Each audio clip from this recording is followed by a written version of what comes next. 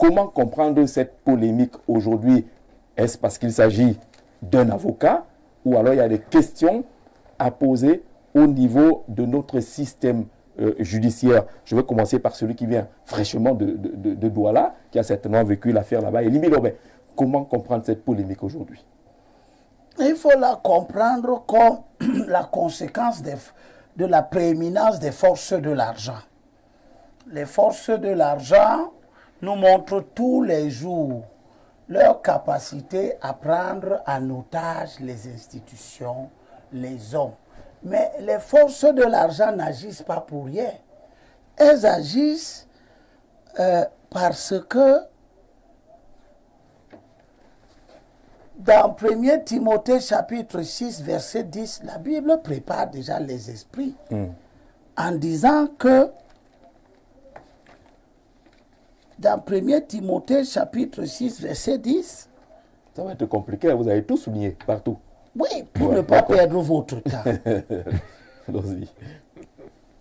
Cependant, ceux qui sont décidés à être riches, voyez, ils vont travailler pour être riches. Et la Bible dit ce qui va arriver. Tomberont dans la tentation, dans un piège et dans de nombreux désirs insensés et nuisibles qui plongent les hommes dans la destruction et la ruine. Et la Bible dit, car l'amour de l'argent est une racine de toutes sortes de choses mauvaises. D'accord. Mais avant de continuer cela au fait, justement, sur les faits, de quoi s'agit-il? Qui a l'argent dans cette affaire? Maître, ça a intérêt. Oui. Quelqu'un occupe son terrain sans lui demander. Il y construit un grand édifice. Maître ça le découvre après. Il saisit les tribunaux. On lui donne raison. On prononce l'expulsion. Oui. Mais ceux qui aiment l'argent et qui savent que parce qu'ils ont l'argent, ils peuvent tout faire, ils décident de prendre le terrain de Maître Sarr. Comme tous les jours, je me plains que des gens qui ont l'argent font tout, instrumentalisent des institutions, utilisent la justice pour obtenir ce que leurs cœurs veulent. Est-ce qu'on n'a pas sauté une étape de l'histoire? Je ne suis pas obligé de prendre toutes les étapes. Non, vous allez le prendre si vous voulez. Allez-y, oui. Mais l'affaire, c'est que le type oublie la loi sur la répression des atteintes à la propriété foncière. Tout le monde dans cette république est à Bonanjo. Les procureurs généraux, personne, tout le monde a oublié que la loi portant répression des atteintes à la propriété foncière ne dit pas que si tu occupes mon terrain, tu vas l'acheter après. C'est un arrangement, non? Peu importe. Je dis quelle est la volonté du peuple camerounais. C'est que si tu te maintiens, exploites un terrain sans l'autorisation de son propriétaire, on te punit. On ne t'aide pas à réussir. Et le propriétaire de cet immeuble propose d'acheter le terrain. Ça accepte. C'est-à-dire qu'il a construit sur le terrain de Maître Sarr. Sans son autorisation. Il demande l'expulsion. Ça prouve qu'il est le propriétaire en emmenant son titre foncier. Il est le propriétaire. Maintenant, il y a un immeuble de 3 niveaux qui est bâti. Il est censé déguerpir, mais il revient voir Maître Sarr pour dire, bon, au lieu de partir, moi je rachète cet immeuble. C'est ça. Tu sais pourquoi il y a cette prédisposition d'esprit? Parce que nous sommes arrivés à une situation où nous avons des gens qui estiment que le volume, le niveau, la grandeur, l'importance de l'investissement vaut mieux que le bois à la propriété. C'est pour ça qu'il estime qu'il ne peut pas partir. Il faut plutôt qu'il achète. Mais ça, elle est d'accord. Oui. Comme beaucoup de gens pour qui je plaide tous les jours sont souvent d'accord que racheter alors. Mais il y a autre chose. Et Ils s'engagent sur 60 millions. Mais ce n'est pas ça. Ils font une avance de 35 Ce n'est pas ça millions. l'important. Est-ce que quand ce monsieur dit qu'il veut racheter, il veut acheter au prix de ça? Est-ce que, comme il a l'argent, comme il est une fonction de l'argent, il n'y a pas aussi dans son comportement l'idée que je prendrai ça au prix que je veux? Et quand il décide d'avancer 35 millions à ça, est-ce que ce n'est pas finalement le prix qu'il a décidé qu'il va payer? Puisqu'il a l'argent et qu'il peut faire au procureur, au juge, au procureur général, tout ce qu'il veut.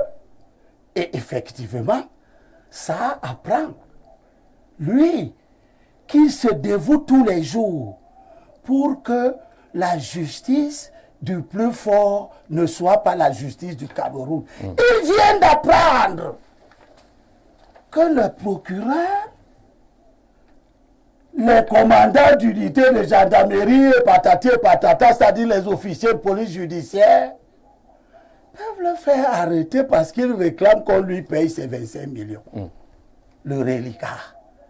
Peuvent organiser des manœuvres pour le contraindre de signer un acte de vente alors qu'il n'a pas encore reçu l'argent convenu. D'accord. Et que il peut donc être la victime de la justice à qui j'ai gardé. On va chuter par là parce que les uns s'expriment sur la question. Oui, on chute par là. Moïse disait déjà aux Juifs de l'époque, comme s'il parlait aux juges de maintenant, dans Lévitique, chapitre 19, verset 15. Vous ne devez pas commettre d'injustice dans le jugement. Patriarche et sot. Monsieur le ministre, adressez-vous à lui, à la caméra. Voilà, ne regardez pas parce qu'on n'est pas. Venez voir ce que la place judiciaire de Douala est devenue. Vous avez mis là-bas des gens qui refusent de vous ressembler. Parce que dans l'histoire de ce ministre, qui est un juge, qui a jugé, son histoire nous apprend que il était du côté de la prééminence de la loi. De la loi. Et des faibles. D'accord, maître. Ce sont les gens qu'il a nommés pour qu'ils rendent la justice et fassent en sorte que la justice soit ce qui élève une nation. Voilà donc le procureur. D'accord. On ne citera pas parce que il n'y a même pas accord. On va venir à vous tout à l'heure, le temps d'écouter. Et je n'ai pas fini parce que cette affaire-là, je reviendrai. On revient à vous tout à l'heure. Parce que je n'ai pas encore évoqué le message. Le temps d'écouter tout le monde, oui, d'accord. Maître Sim, sur cette affaire, est-ce que c'est le côté de l'emballement judiciaire ou le côté du foncier qui crée la polémique? Ça veut dire quoi? La question me paraît un peu compliquée. Est-ce que c'est parce qu'il a été arrêté de façon cavalière, tel qu'on le voit, ou alors parce que c'est les questions foncières qui font déjà polémique et débat à Douala?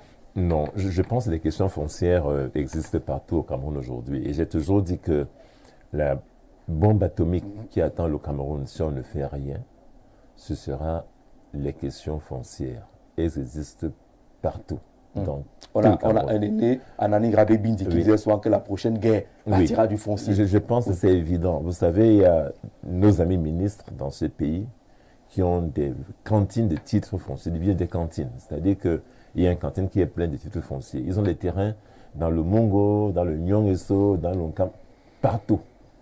Et la loi prévoit pourtant que pour avoir un titre foncier, il faut avoir exploité un terrain, il faut l'avoir occupé. Comment un homme qui a 40 ans peut avoir occupé des terrains avant 1974 dans tout le Cameroun? C'est impossible. Donc, ces titres fonciers qu'ils ont aujourd'hui, les enfants de ces gens vont les contester forcément et ça va faire de gros problèmes. Donc, pour moi, la question foncière, ce dimanche n'est pas la question. On pourra faire une émission dessus. D'accord. Ça, c'est bien. Ça, c'est sûr. Mon cher ami Lobé, il est tous les jours sur ce combat. Je comprends son combat. Mais il faudra bien qu'un jour, on se dise qu'est-ce qui s'est passé, pourquoi on en est arrivé là, parce qu'il y a une loi qui n'a pas été appliquée, c'est de 1974, personne ne l'a appliquée. On a laissé les gens titrer les terrains à tort et à travers. Eh bien, aujourd'hui, il faudra qu'on fasse le point et qu'on sache comment on évite cette guerre. Si on ne fait rien, elle va avoir lieu. J'espère qu'elle n'aura pas lieu. Par contre, pour moi, ce qui pose problème dans l'affaire de mon confrère Sarah, que je salue, c'est cette justice qui n'est plus une justice. Et c'est dont parlait M. Lobé, Elimbi Lobé. Les juges ont pour mission de rendre justice et non pas pour rendre service. Le sentiment que nous avons, et c'est un sentiment que tous les Camerounais ont, c'est que les juges rendent service et ne rendent plus justice. Celui qui a de l'argent, celui qui est puissant, celui qui est fort obtient la justice qu'il veut. On peut vous arracher votre bien si vous n'avez pas le pouvoir financier de celui qui vous attaque, même si vous avez raison. Et dans l'affaire, ça, c'est ce qui se passe aujourd'hui. Je connais les juges. Beaucoup sont mes amis. Beaucoup sont mes camarades de classe. Et je leur demande, vraiment mes amis juges, quel est votre serment? Vous souvenez-vous encore de votre serment de juge, de magistrat, de juger en toute indépendance, en toute impartialité, sans faiblesse? Vous vous en souvenez? Je me demande souvent si ils s'en souviennent. Et c'est pour ça que Jacques Vergès, qui était un brillant avocat français très célèbre, disait qu'il y a une rivière de sang qui existe entre le barreau et la justice. Une rivière de sang. Nous autres, on se bat tous les jours pour que la rivière de sang n'existe plus, que ça sèche quand même. Mais voyez-vous, quand on voit ce qui s'est passé à Douala, on se dit la rivière de sang ne va que faire s'agrandir. Écoutez, les juges ont décidé de violer la loi de manière éhontée à Douala. La loi dit que lorsqu'on a un domicile connu, on ne peut pas être placé en détention provisoire, ni même en garde à vue, si l'infraction est un délit, c'est-à-dire une affaire qui n'est pas une affaire très grave. Dans le cas de Maître Saha, on était dans une affaire présumée d'escroquerie foncière. C'est un délit en droit pénal. Maître Saha a été arrêté chez lui. C'est-à-dire qu'on envoie des gendarmes aller prendre un avocat à son domicile pour une affaire de terrain qui lui appartient à lui. Des gens l'ont fait dans ce pays. Quand vous insistez sur avocat, c'est comme si c'était un citoyen lambda, ce serait normal. Non, je ne dis pas ça. Je dis ceci. J'insiste sur l'avocat. Pourquoi? C'est important. Si on le fait à un avocat, mais Elimbi Lobé, lui, c'est qui? Je le dis pour démontrer que c'est déjà très grave. Et que cela suppose que si on le fait aux avocats, le citoyen ordinaire, le Camerounais ordinaire lambda, il va subir 10 fois plus et subit tous les jours 10 fois plus que ça. C'est ça le problème que je pose. Non, personne ne doit être arrêté dans ces conditions. Si la loi a prévu qu'on n'est pas gardé à vue quand on a un domicile, il faut qu'on applique la loi. C'est la SAMU du Cameroun qui a légiféré. Et le président de la République a promulgué cette loi. C'est la loi, on ne peut pas prendre une loi et la mettre de côté et faire autre chose tous les jours. Mais écoutez, M. Zeu, nos prisons sont remplies à 80% des personnes en détention provisoire, des personnes non jugées. Parfois pour des broutilles. Je dis bien des broutilles. J'ai défendu un jeune il y a quelques années ici à Yaoundé. On l'a arrêté parce qu'on disait qu'il a volé 5 pains, du pain. Le pain coûtait 100 francs à l'époque. Qu'il a volé 5 pains dans une boutique. Même pas dans une boutique, c'est-à-dire que un monsieur avait laissé son pain le matin. Les gens qui laissent le pain très tôt le matin. Qui viennent accrocher dans les sacs très tôt le matin. Voilà, on suppose qu'il avait pris 5 pains dans un sac. Et en plus, à la fin du procès, c'était une affaire fausse. Il a été relaxé. Il a fait la prison. 6 mois de prison pour 5 pains volés. Mais vous savez, il y a des gens qui sont des voleurs de tout un pays, en milliards, mais qui, eux, sont en liberté. Non, mais on n'excusera pas un voleur ici, je ne dis parce pas, qu'un autre aurait été excusé là-bas. Non, c'est ça le problème. Chacun répond de ses fautes. La justice doit être responsable de ses fautes. La justice doit être juste et être équitable. C'est ça le problème. Il faut qu'il y ait de l'équité dans l'application de la justice. On ne peut pas pour les uns être sévère et pour les autres fermer les yeux. Donc, je pense que ce qui est plus grave, je ne dis pas non plus que les avocats sont au-dessus de la loi. Ils sont particuliers. Non, je ne dis pas ça. Bien au contraire. Il faut savoir que quand on est avocat, la loi peut vous être appliquée plus durement parce que précisément vous êtes des avocats. Je prends un cas très simple. En matière d'abus de confiance, c'est-à-dire que je vous donne de l'argent pour un usage précis, vous détournez cet argent pour faire autre chose. Quand on est avocat et qu'on a fait un abus de confiance, eh bien la peine est doublée. La qualité d'avocat est une circonstance aggravante. Pour qu'on comprenne très bien, nous ne sommes pas exempts de la loi. On n'est pas au-dessus de la loi. Au contraire, je dis qu'elle s'applique à nous plus durement parce qu'on est supposé être ceux qui connaissent précisément la loi, qui ne doivent pas la violer. Mais quand même, dites-moi, est-ce qu'on peut admettre dans un système judiciaire que les magistrats... Et quand on raconte cette histoire, mais elle est incroyable. Effectivement, mon confrère a un titre foncier. Il a acheté un terrain, il a un titre foncier.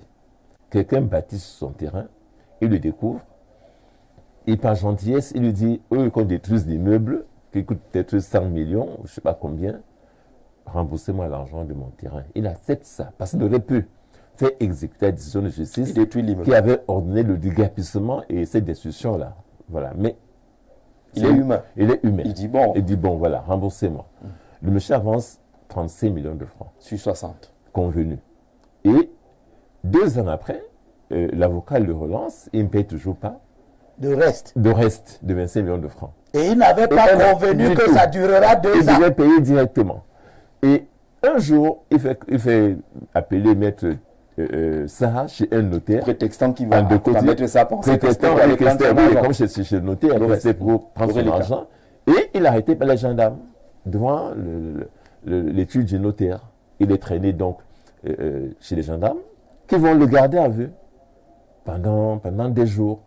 Et on lui demandera là-bas de signer l'acte de vente dans le bureau des gendarmes, alors que son argent n'est pas encore là. Mais comment peut-on imaginer, quand les gens suivent ça, que ce Camerounais ait pu aller en prison dans ces conditions? C'est absolument incroyable. Donc je dis, ce qui aujourd'hui est grave dans cette affaire, c'est ça, c'est dire qu'on a le sentiment que notre justice n'est plus une justice. Et moi je dis, il faut savoir, même le président Paul Biya, pour ceux qui vont au palais de justice souvent, il a fait une phrase à l'époque où il disait que la justice doit être le dernier rempart de la société. Parce que s'il y a une justice, chacun est en sécurité. Mais quand on dit que la justice est l'un des corps les plus corrompus, je dis, moi j'ai honte. Ça devient un problème. Parce que c'est ma maison.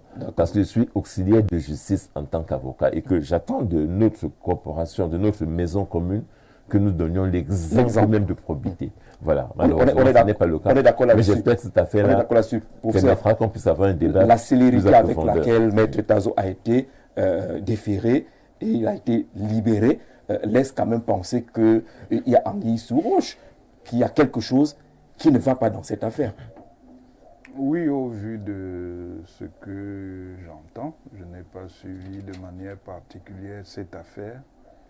Cela est révélateur de beaucoup de dysfonctionnements dans le fonctionnement de l'institution judiciaire.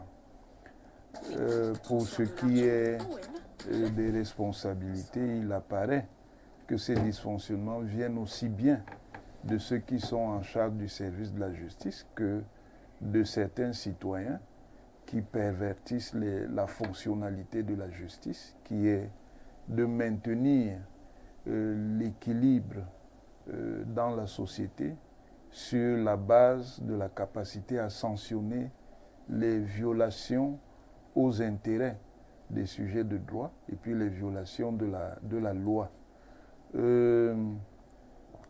On se plaint très souvent du fonctionnement de la justice, mais il est aussi évident que la société elle-même y contribue beaucoup, parce qu'effectivement, ce que M. Limbi Lobet disait, ceux qui ont de l'argent s'en servent pour capturer la justice et la dénaturer. Bon, mais la justice se laisse faire. Ce n'est pas étonnant. La plutocratie ne coexiste pas de manière confortable avec la justice. Elle a toujours tendance à capturer la justice à son profit. Mais c'est quand même dommage qu'on cite la justice parmi ces corps les plus corrompus. Non, là aussi, la justice n'a pas non plus le monopole de la corruption. La corruption existe dans pratiquement tous les secteurs de la sphère sociétale. La corruption, c'est quoi? S'il fallait la définir de la manière la plus générale, c'est l'ombre du pouvoir. Là où il y a un pouvoir, quel qu'il soit, que ce soit un pouvoir public ou un pouvoir privé, il y a toujours la tentation d'en abuser. Et c'est sur cette base-là que se construit... Là, c'est l'universitaire qui parle. Oui, oui, c'est sur cette base-là que se construit la corruption. Parce qu'on aurait pensé que vous trouvez une excuse à la corruption. Non. La corruption, c'est l'ombre du pouvoir. Quand on dit que la corruption, c'est l'ombre du pouvoir, ça ne signifie pas qu'on considère la corruption comme quelque chose qui est bien. On explique simplement les mécanismes qui la fondent. C'est une situation inquiétante parce que dans l'architecture des pouvoirs, la justice, particulièrement dans les rapports entre les citoyens, doit pouvoir assurer avec hauteur et qualité cette fonction d'équilibre. Quand cette fonction d'équilibre se dégrade, c'est très dangereux pour une société. Parce qu'effectivement, comme le disait Maître Sim, si ce rempart-là saute, évidemment, les forces de l'injustice vont pouvoir donc envahir tout l'espace sociétal. Alors, M. Noah, sur cette affaire, l'affaire Maître Tazo, qui anime pratiquement tous les échanges sur les réseaux sociaux aujourd'hui, on voit bien que derrière, il y a le foncier, mais également il y a la corruption et une justice problématique. Dans votre question, il y a 3 éléments. Le foncier. Le foncier, la justice, la corruption. Et la corruption. Commençons par le foncier. Les autres l'ont dit. C'est un élément très important pour la stabilité et la paix dans un pays. Lorsque le foncier tanque, comme c'est le cas dans notre pays maintenant, il y a de gros risques pour la paix sociale. Le foncier est devenu un secteur de haute corruption.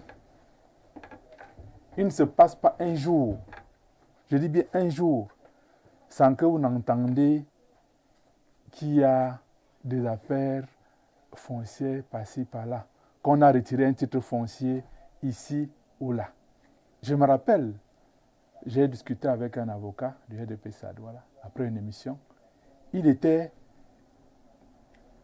gêné de nous dire qu'il a un client dont le titre a été retiré 11 fois. Le titre foncier. Le titre foncier 11 fois. On retire, il va se battre pour le monter. Non, tout est correct. On rétablit, le lendemain on retire encore, on rétablit, ainsi de suite, 11 fois. Or, jadis, on nous expliquait que le titre foncier est sacré. Aujourd'hui, que représente le titre foncier? Et ça se démontre par le cas d'espèce. Quelqu'un a un titre foncier sur une parcelle de terre, un autre vient construire, et finalement la justice, qui doit pouvoir redresser les torts, dit à celui qui est venu construire sur un terrain sans droit ni titre, c'est vous qui avez raison. L'autre propriétaire doit aller en prison. Il est poursuivi pour escroquerie foncière. Mais, non, pour escroquerie simplement. Pour escroquerie, simplement. Attendez, dans quel pays nous sommes là? Qu'est-ce que Paul Biya fait du Cameroun? Parce que quoi qu'on dise, le poisson pourrit par la tête. C'est pas moi qui l'ai dit. Nous sommes venus, on a constaté, nos parents nous disaient ça, le poisson pourrit par la tête. Est-ce que ce n'est pas trop facile de toujours ramener à Paul Biya? Ce n'est pas que trop facile. Attaquer le mal là où il se situe. C'est que la plaie est là, elle est visible. Ce n'est pas que trop facile. Quand vous êtes un chef, vous devrez savoir cicatriser les plaies là où elles sont. Cette affaire de foncier, de corruption, tout ça, ça ne date pas d'aujourd'hui. Non, c'est là qu'on y a du travail qui semble être fait autour du foncier ces derniers temps. Dans la justice ne commence pas aujourd'hui. Il est président du Conseil supérieur de la magistrature, si je me trompe. Le seul conseil-là ne s'est pas réuni depuis combien de temps? Ça commence par là. Parce que c'est cette sentence qui devrait sanctionner les magistrats indélicats. Mais lorsque vous portez plainte comme magistrat, ça prend des années parce que le Conseil supérieur de la magistrature ne s'est pas réuni. Il continue son délicatesse, non? En toute impunité. Donc, le chef de l'État a un rôle important dans ce qui se passe. Moi, je vais vous dire, il y a plusieurs Sahas, je vais dire de nombreux Sahas dans ce pays, dans toutes les villes là. Ils sont très nombreux, les Sahas. Je veux prendre deux exemples qui sont pas loin. À Yaoundé, je vous prends le cas de Yaoundé. L'ancienne gare routière est détruite. Vous savez que c'est un terrain titré? Est-ce que vous savez que c'est un terrain titré? Je ne dis pas que on m'a dit. J'ai le titre chez moi. Qui appartient à un individu. Je ne vous dis pas qu'on m'a dit. Je vous dis à présent, j'ai la photocopie du titre foncier de ce terrain-là. La gare routière actuelle, on a construit un centre commercial. Je l'ai. Vous savez ce qui s'est passé? Le prophète Nfundi a fait une descente nuitamment sous prétexte d'une commission putative. Après qu'un individu ait recommandé qu'on accorde la concession provisoire.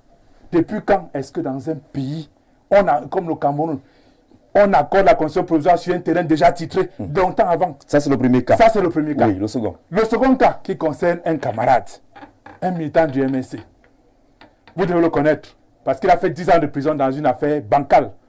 Il avait été condamné au tribunal militaire après 10 ans de prison. Oui, il a quel problème sur le foncier? Jules Omer Tchekam, pour ne pas le nommer, à Koneninga, il a un terrain titré depuis fort longtemps.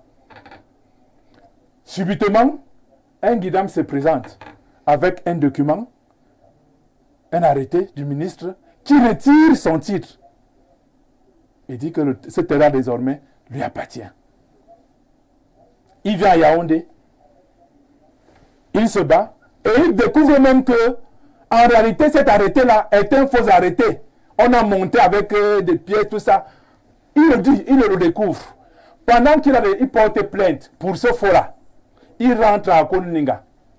Le monsieur qui vient, qui prétend son terrain, porte plainte. Et un juge le met en prison, du sud mois, 20 millions de dommages et intérêts. Pendant le procès, première audience, il se rend compte que c'est le juge avec qui il a des provocatifs. Il veut sortir. Le juge demande aux gardiens de prison de ne pas le laisser sortir. Il a reçu du sud mois de prison et 20 millions d'amende. Il est à la prison. Il y a beaucoup de TASO. Il y a beaucoup de TASO. Alors sur l'aspect de la corruption.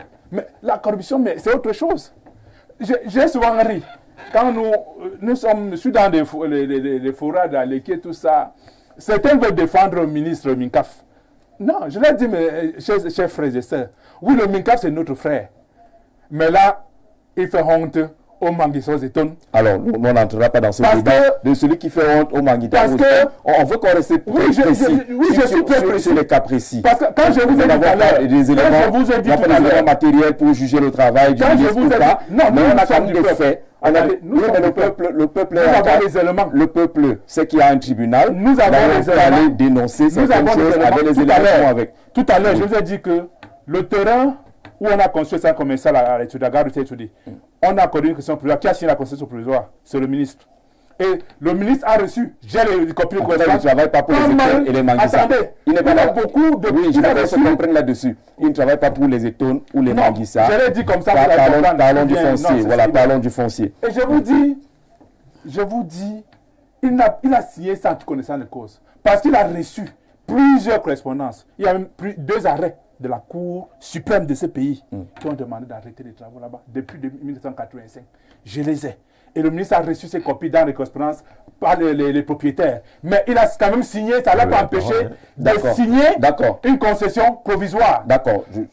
Lorsqu'on retire, je te dis pas là, lorsqu'on retire un titre foncier 11 fois, vous pensez que le ministre n'est pas au courant? Qui signe ces arrêtés-là? Ce n'est pas le ministre. Il ne peut pas s'étonner de ce qui le même dossier revient 11 fois. On va rester sur les messages de cette affaire, Elibi Lobin. Les messages de cette affaire, vous avez insisté. Oui. Vous pouvez évoquer justement ce qu'on peut lire derrière cette affaire. Oui.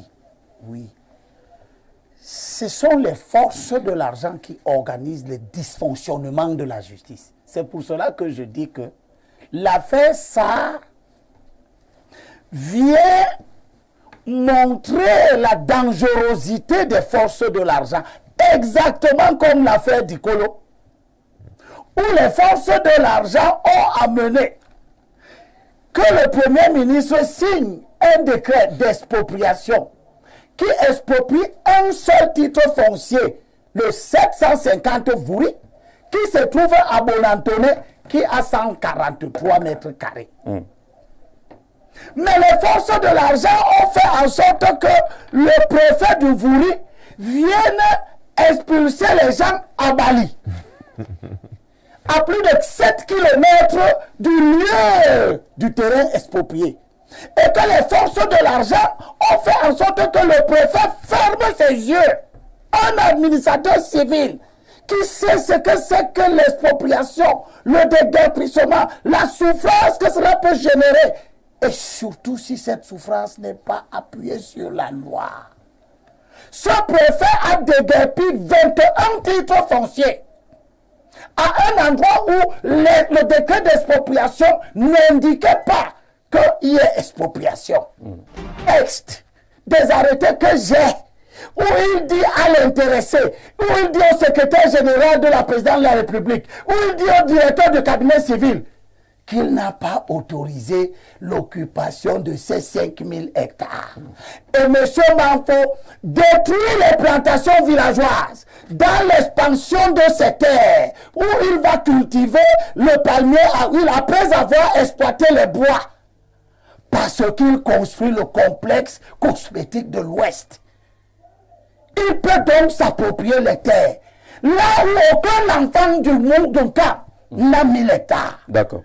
Je n'ai pas fini. Allez-y, terminez. Le message, c'est que les forces de l'argent sont devenues ce que le ministre délégué à la défense, en charge de la gendarmerie, a appelé dans la première conférence semestrielle des gouverneurs, où le ministre Atanga m'a donné l'honneur d'assister. Comment il s'appelle, le ministre de la gendarmerie? Galaxy Toga. Galaxy Toga a dit que le concept de la sécurité est un concept global qui ne peut pas reposer simplement sur les gendarmes et les policiers en arrêtant les gens, Naturellement. mais qui devrait être pris dans son accession la plus haute parce que les juges font partie de la sécurité. Qu'est-ce que c'est que ce jugement qui a été rendu à Douala, à 3 boutiques, où un enfant autochtone voit son terrain être pris? La justice ordonne l'expulsion. Mais les forces de l'argent sont arrivées à un niveau où elles peuvent instrumentaliser la justice dans des procédures dilatoires, sans fin. La personne qui occupe le terrain à 3 boutiques fait ce qu'on appelle, pour empêcher l'exécution, défense à exécution. Et la défense à exécution, on finit par juger que l'enfant, le petit Daïdo, paye 50 millions de bois d'éviction à quelqu'un qui occupe son terrain. Nous travaillons là-dessus. Nous avons pu obtenir. On sait combien vous êtes engagé dans les combats. Je finis donc maintenant par la nouvelle affaire. Le message de la nouvelle affaire. On va aller rapidement. Oui. Des forces de l'argent, Jean-Jacques Zé. Totogram a un terrain qu'il a acheté à la Mailleture en 98. La Mailleture est en charge de gérer le lotissement social de l'État du Cameroun. Immatriculé sur le titre foncier 16 524, si je ne me trompe pas. Mais c'est très particulier, monsieur Libébé. Si on se met à parler chacun de nous, des cas de ces dossiers, on en sort. Voilà. Je suis en train de montrer, je montre ce que, je montre, moi je ne suis pas avocat. Permettez aux avocats maintenant de Je montre ce que les forces de l'argent sur le foncier qui sont en train d'agir, qui sont en train d'agir, comment elles ont agi dans d'autres circonstances. Oui, vous aurez le temps d'élaborer sur d'autres circonstances. Laissez-moi terminer. S'il va nous quitter d'une minute à l'autre, il faut bien qu'il s'exprime là-dessus. Maître Sim fait la solidarité de corps. Permettez. Maître Sim fait la solidarité de corps. Je le comprends. C'est important d'écouter le corps. Mais c'est lui qui pose le problème politique. Le corps dit Parce ceci. que moi, je pose le problème politique. Élie Robert, permettez qu'il s'exprime. Le corps dit ceci, dans la sortie du bâtonnier, une affaire apparemment de nature civile. C'est ce que le communiqué du bâtonnier dit. Ça sous-entend qu'il ne croit pas au côté civil de cette affaire. Non, c'est le contraire. Le bâtonnier dit, et c'est vrai que c'est une affaire purement civile. C'est-à-dire qu'il y a eu un accord entre 2 personnes. Vous êtes sur mon terrain, on s'assoit, on se met d'accord. Mais le communiqué parle bien d'apparemment civil. Non, c'est une affaire civile. Apparemment, c'est par élégance. C'est une affaire parfaitement civile. Ça peut être autrement. C'est un contrat, c'est une convention qui a été faite entre 2 individus. et l'un d'eux ne respecte pas son engagement, c'est tout. Et que notre confrère n'a pas voulu céder aux caprices du service juridique de Douala. Oui, c'est-à-dire qu'on a demandé à un moment donné donc à Maître Saha, parce qu'après l'arrestation de 2022, l'affaire donc rebondit en 2024, en décembre, et cette fois-ci, c'est dans le bureau d'un procureur qu'on lui demande de signer par la contrainte un contrat de vente alors qu'il n'a pas encore reçu le reste de son argent. S'il te plaît, laisse-moi un peu demander à Sim une petite question. Pose la question. Qu'est-ce qui se passe dans la tête du magistrat Je me demandais. qui voit que Maître Saha demande qu'on lui paye le reste de son argent? Et il lui demande de signer quand même. Mais il lui dit de signer, admettons que ce soit vrai, qu'est-ce qui peut s'être passé? Et celui-là, Dieu voit ce qui se passe à Douala. D'accord, mais poursuivez. Donc en réalité, le procureur de la République demande au confrère de signer l'acte de vente. Il lui dit, mais c'est pas possible. Il faut rappeler que la première fois qu'on a arrêté Maître Saha Tazor, il a été gardé à vue. Il a dit, écoutez, je ne vends même plus mon terrain. Ça va, c'est bon. Et après discussion, ils ont convenu qu'en plus des 25 millions de francs restants, l'autre personne devait lui ajouter 10 millions de francs pour préjudice après une arrestation, voilà, comme dommage intérêt pour le préjudice qu'il a subi du fait de son arrestation arbitraire. Mais que non, on lui demande de signer. Mais mon frère Libé, quand vous me demandez ce qui se passe dans la tête d'un juge, je me pose la même question. Comment un magistrat, pour une affaire aussi claire, je ne veux pas faire aussi, le procès des magistrats, on m'accuse de faire la solidarité de corps. Non, au contraire. J'ai dit que je ne comprends pas que nos amis aient décidé de rendre service. Parce qu'ils font là, au profit de cet homme, ils lui rendent service. Ils lui rendent même très mauvais service. Il faut qu'on se le dise. Parce que ça peut arriver à tous demain, à chacun de nous. C'est pour ça qu'il faut qu'il y ait une vraie justice. Et je dis, professeur, on avait dit, non, mon jeune frère, il vient de dire que les magistrats sont soumis à la tentation. Mais oui, c'est vrai. C'est dommage, mais c'est comme ça. Allez au tribunal. Vous allez voir que les bureaux des juges sont devenus, et un membre du conseil ne peut rien dire, mais ils devront se pencher dessus. On doit interdire que les gens aillent dans les bureaux des magistrats. C'est incroyable. C'est un vrai marché. Les gens entrent matin, midi, soir dans les bureaux des juges. Qu'est-ce qu'ils font dans les bureaux des juges? Il est arrivé qu'un juge mette devant sa porte qui reçoit des avocats de 11h à 12h. Les justiciables de 9h à 10h et de 15h à 16h. Donc, ils reçoivent 2 fois les justiciables, les avocats, une fois. Qu'est-ce qu'ils font avec les justiciables qui reçoivent dans le bureau? Il faut interdire ça. Je pense qu'il y a des mesures à prendre. J'aurais voulu qu'on élabore peut-être dessus. Quelles sont les mesures qu'on peut prendre? Allons-y. Mais oui, il faut... Parce qu'il faut bien qu'on retienne quelque chose. Non, je pense que les magistrats sont aujourd'hui corrompus, un peu parce qu'ils veulent mener un grand train de vie. C'est dommage, c'est comme ça. Les avocats sont aussi les corrupteurs parce qu'ils veulent gagner à tout prix les procès. On est d'accord, un avocat va chercher à gagner un procès. Pas encore pas. Non. Pas encore S'il pas. vous plaît, faisons un débat plus simple. Moi, je dis, j'apprends qu'il y a des confrères qui portent des mallettes pour les magistrats. J'entends que ça existe, mais ce n'est pas tolérable qu'un avocat prenne de l'argent pour donner à un juge, mais à ses yeux, il n'a plus aucune considération. La fois qu'il le fait, cesse d'être un vrai avocat. Mais ça fait quoi? Il faut qu'il change de métier. Non, oui. J'ai dit, moi, je ne ferai jamais ça. Ils savent, je ne ferai jamais une chose pareille. Parce que, monsieur Zé, qu'est-ce qui se passe? Vous avez un client qui vient à votre cabinet. Il vous demande en premier lieu, mon juge même s'appelle comment? Je lui dis, mais le nom du juge vous sert à quoi? À rien. Mais il veut savoir qui est le juge.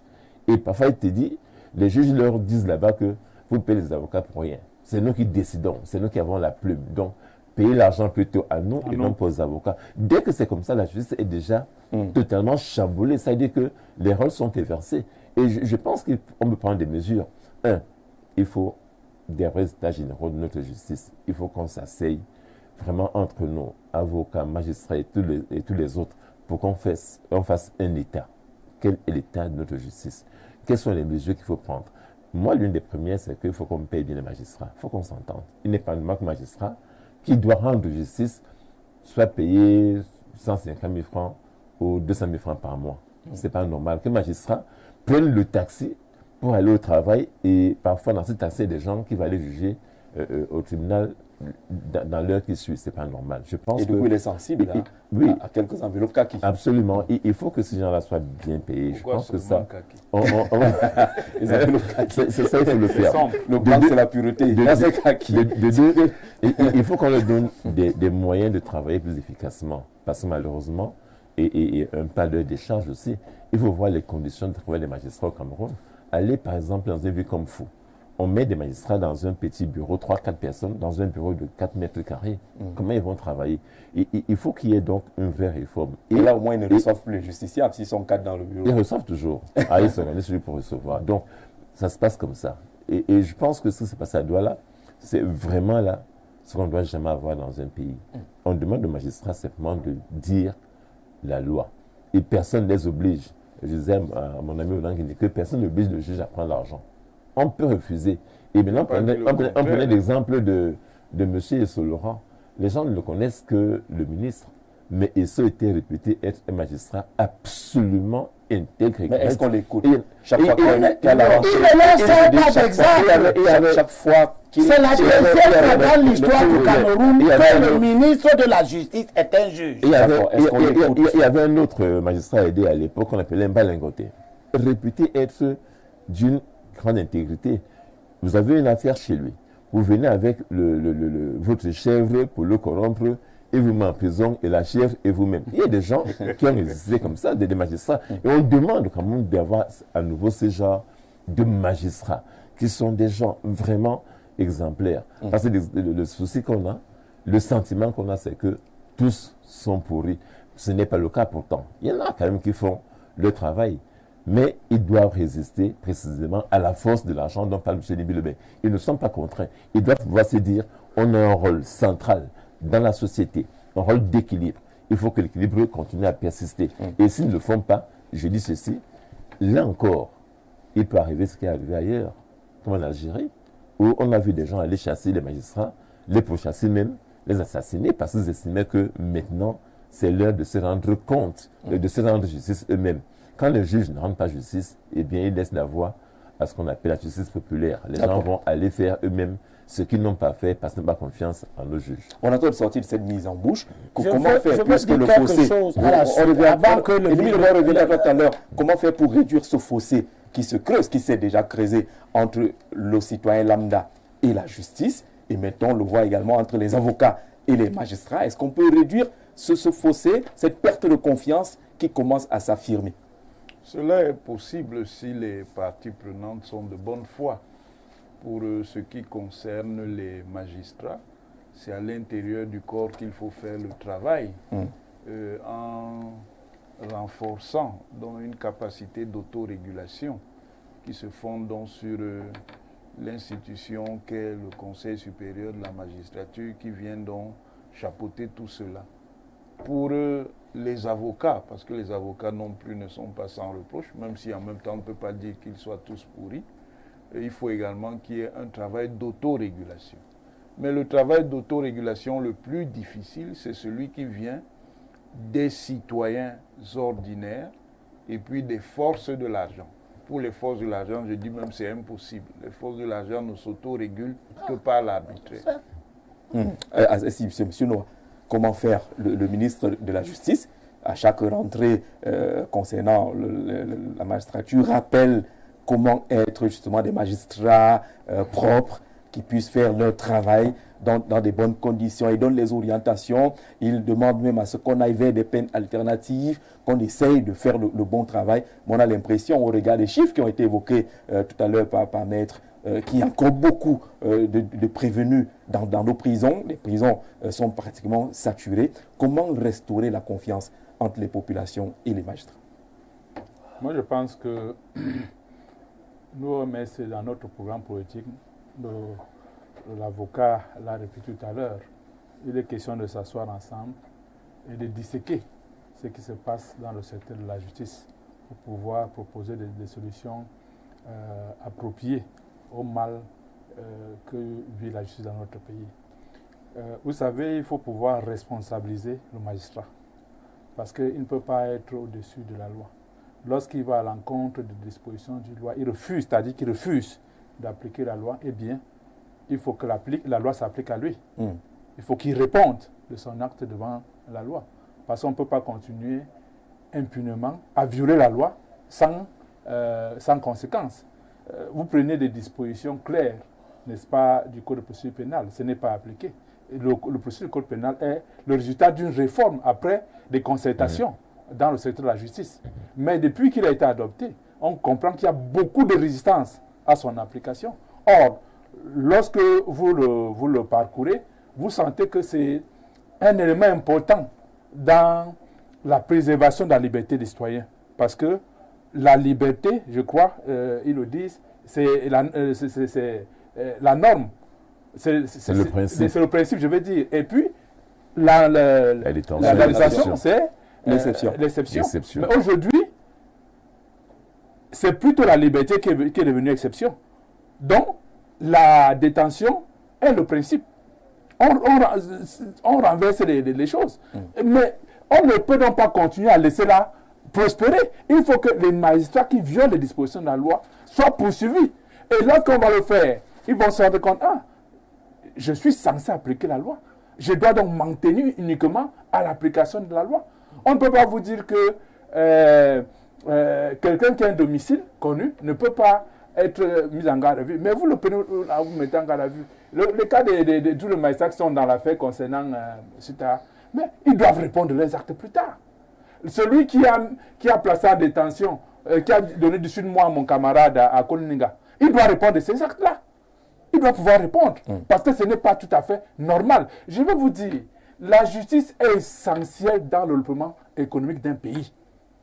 Ce n'est pas seulement la paix sociale, c'est aussi même la paix économique. Comment est-ce que vous allez attirer les investisseurs étrangers lorsque vous ne pouvez pas donner un cadre juridique qui soit stable, où on sait que les magistrats exécutent uniquement la loi et non, ils ne sont pas là pour rendre service aux forces de l'argent ou alors aux forces politiques. Chez nous, c'est le contraire. Et on est étonné qu'on ait les résultats que nous avons aujourd'hui. Quand vous allez évaluer le Cameroun, il y a un risque juridique qui est assez élevé. C'est vrai, c'est englobé dans le risque politique, mais c'est assez élevé. C'est tout ça qu'on appelle le risque politique. L'environnement juridique du pays, les lois sont là, on essaye d'uniformiser avec l'OHADA, mais l'application dans des pays, ce n'est pas la même chose. Et la conséquence est ce que nous avons pouvoir avoir un avocat qui a un domicile connu, qui n'a commis qu'une faute, qui a arrêté, qui est gardé à vue, qui est même placé en détention provisoire. Et puis, un beau jour, le 25, je ne crois pas que le 25 décembre soit un jour ouvrable. Mais comment on a fait pour que les magistrats soient en train de travailler jusqu'à ce qu'on le libère? Quand même, votre pays là, franchement, il faut... Restons dans notre pays. Merci beaucoup. Monsieur Noah, bonjour le plateau. Cette affaire est tellement grave et nous avons comme ça toutes les histoires rocambolesques. Comme ça au Cameroun, on ne peut pas continuer comme ça. Le Cameroun est devenu l'enfer pour les habitants. Depuis belle lurette, Mathias, Eric Odanguinemache, les mots sur ce sujet pour expliquer le faux. Bonne émission, Douglas de Douala. Il a raison, c'est l'enfer. C'est l'enfer. Les forces d'argent n'existent pas dans un pays normal, dit cet intervenant. Là, on va prendre 2 ou 3 avant de chuter avec Maître et M. Limbilo. Jean-Jacques, bonjour à votre panel. Que M. Noah reste tranquille, ils ne feront rien d'extraordinaire pour mettre le Cameroun en feu. Bon, vraiment, il n'a pas dit qu'il va mettre le Cameroun en feu. Voilà, il ne faut pas confondre les propos de nos panélistes. Hein. Vous interrompez très mal à propos vos invités. Et cela est, voilà, dommage. On est obligé parfois d'interrompre. Sinon, on va lire toute la Bible. Je plains que tu m'interromps. Sinon, on va lire toute la Bible. Là. Mais ce n'est pas grave. Ce sera compliqué si on n'arrête pas tout cela. On dit que Maître se plaint aujourd'hui alors qu'il défend souvent les indéfendables devant la justice. C'est son boulot. Votre travail est difficile. Ben oui. Et c'est qu'il y a des indéfendables que vous défendez. Oui, mais c'est impatient. Vous savez, c'est le drame de l'avocat, voyez-vous. C'est-à-dire que les gens pensent qu'on soutient les causes parce qu'on a défendu un individu. Les gens pensent que défendre un voleur suppose qu'on est pour le vol ou qu'on défend le vol. Non, c'est notre travail. Mais au-delà de ça, je pense que, et c'est là qu'il faut que les gens, et surtout, je parle là, ceux qui gouvernent l'ordre des avocats. C'est-à-dire maintenant, Mathias parlait d'autorégulation. Nous devons nous rendre compte que l'ordre des avocats doit être le chien de garde des droits et des libertés. Notre ordre ne joue plus ce rôle, malheureusement, depuis très longtemps. Et je le regrette parce que à l'époque des Yondo Black Mandingue, quand même, et de ses amis, ce qui se passe là, on n'aurait pas vu ça. C'est-à-dire que, voyez-vous... Est-ce que ce ne sont pas les forces de l'argent qui vous gangrènent aussi? Je n'en sais rien, je ne suis pas... Peut-être, hein, je n'en sais rien, mon frère Elibi. Mais quand même, vous savez, ça s'enchaîne. Maître Aboyoyo a été tabassé c'est un confrère, à Ombessa, en octobre, je crois. En novembre, Maître Tamfou est tabassé, j'étais dans un camion, pas des gendarmes. Et puis, on met Tazo en prison comme un malpropre. Et le sentiment que les avocats ont, c'est que, mais comment on ne fait rien? Minimalement, quand même, on doit montrer qu'on n'est pas content. Même déposer des robes pour un seul jour. Mais on n'a rien fait. Non, le bateau a demandé que vous gardiez votre calme. Mais attends, on est en train de suivre le dossier. Mais ça fait 3 dossiers. Écoutez, c'est mon ami le bâtonnier. Mais tout de même, le sentiment, je lui dis à lui, bâtonnier, le sentiment que les avocats ont, il faut qu'ils le sachent, c'est qu'ils ne bougent pas. Dans l'affaire Aboyoyo, gardez le calme, on l'a fait. Dans l'affaire Tamfo, on a gardé le calme. Maintenant, on va déjà en prison. On garde le calme jusqu'à quand? Jusqu'au jour où on va vous tuer. Jusqu'au jour où on va tuer, peut-être. Parce que c'est ça le problème. Nous devons être... Et si un avocat donne l'impression qu'il ne sait pas se défendre, comment va-t-il défendre les autres? On perd confiance en nous. Et il faut que les gens se rendent bien compte que nous sommes les chiens de garde des droits et des individus. Si quelqu'un, en général, je dis en général, si des gens sont en train de piller des personnes qui ont des droits fonciers, nous devons nous battre contre ces pilleurs-là, d'où qu'ils viennent, quels qu'ils soient. Et sans tenir compte des personnes qu'on a pillées. Parce que maintenant, je disais à M. Loué que moi, je refuse un peu de personnaliser les dossiers parce que sinon, je pourrais, moi, vous donner 50 cas. Je suis avocat, donc je vis là-dedans. Mais c'est général. On est en train de faire au Cameroun quelque chose, je dis, d'explosif. On a pris une loi en 1974 qui disait clairement que pour titrer un terrain, il faut démontrer qu'on l'a exploité ou occupé avant août 1974. Ça veut dire quoi, monsieur Zé? Ça veut dire que logiquement, un gars qui est né en 1974 ne peut pas titrer un terrain directement. Ah non, on est censé. Ben voilà. Mais on voit des gens très jeunes qui titraient les terrains, je dis dans tout le Cameroun. Ils ont des titres fonciers à Garoua, à Maroua, à Balmayo, à Yabassi. Il a dit, moins de 50 ans. Dans le camp chez moi, là-bas, c'est terrible. Les gens viennent effectivement. Ils ont des hectares et des hectares de terrain qu'ils ont pu avoir. On ne sait pas trop comment. Donc, c'est une question que je dis générale. Et c'est aux avocats aussi, dans notre ordre, de nous battre, pas pour nous seulement, mais pour que les droits des Camerounais soient respectés de manière générale. Merci beaucoup, maître. On vous recevra très bientôt sous la casquette de membre politique du MRC. Ce sera un plaisir pour rassurer ceux qui s'inquiétaient et disaient qu'on avait 2 représentants du MRC sur le plateau. Mais on en a eu. Il est resté avocat, tu deviens à la fin. C'est l'avocat qu'on recherchait et il a été avocat. J'ai même vu M. Noah l'appeler, comme M. l'avocat l'a dit tout à l'heure, il n'a pas dit comme M. le Président disait tout à l'heure. Pardon, insister sur les raisons du blocage du Conseil supérieur de la magistrature. Et c'est un magistrat qui envoie ce message-là. On insiste sur les raisons. Au plateau, il va répondre à la question. Non, il ne va pas répondre. Ce n'est pas lui qui convoque. C'est du Conseil supérieur. On va sortir. Le président du Conseil des émission et bon dimanche. Merci beaucoup. On fait tourner et puis on revient pour le thème central.